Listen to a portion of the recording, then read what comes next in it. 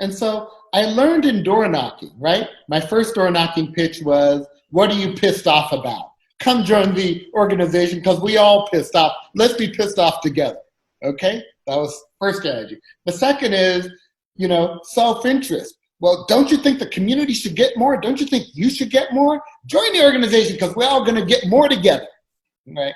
So the third option is common dream. So I would ask people questions like, how are things different for kids growing up today from when you were growing up? Okay, how was it for you growing up, and how do you think that's different? I got to tell you, I have door knocked all over the country. I've done door knocking training.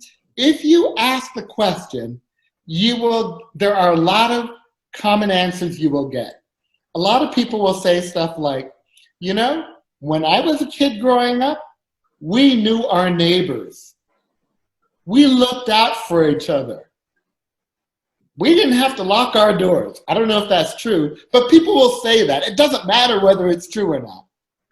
People will say, by the time, if I did something wrong out in the street, by the time I got home, finish the sentence. My mom would know about it. My mom would know about it. That's right. By the time I got home, my parents would already know. Now, it doesn't matter whether this is absolutely true or not. What matters is that it's people expressing a desire for the kind of community they want, okay? And then you say, well, join this organization because it's an organization of people who believe like you do, who want to build that kind of community, who want to fight together for the justice and equity that we deserve, okay? That's why I want you to join this organization, because we are in a long struggle and we need to be together. Thank you so much for taking the time to be here and talk with us about leadership and how we can improve ourselves on this path to create a better world for ourselves and the people around us in our communities. So sometimes as leaders, we find ourselves discouraged to continue the struggle against tyrannical and oppressive forces. You talked about how you grew up being resilient. You had to learn how to be resilient as you were learning how to be an adult. How can we, as future leaders, stay resilient and learn resilience ourselves against the force of injustices? That is such a great question. Here's what I do. I'm going to talk about what I do, okay? And you can see how much this may apply. So one is I talk about leadership as a team activity. The team that I'm part of is not just restricted by time.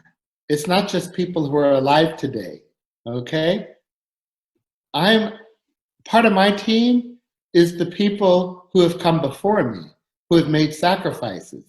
And so I read a lot.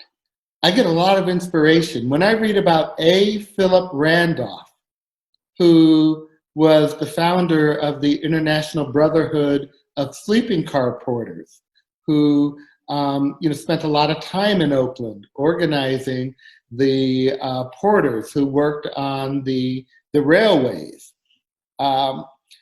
He had to organize for 12 years before he got his first contract.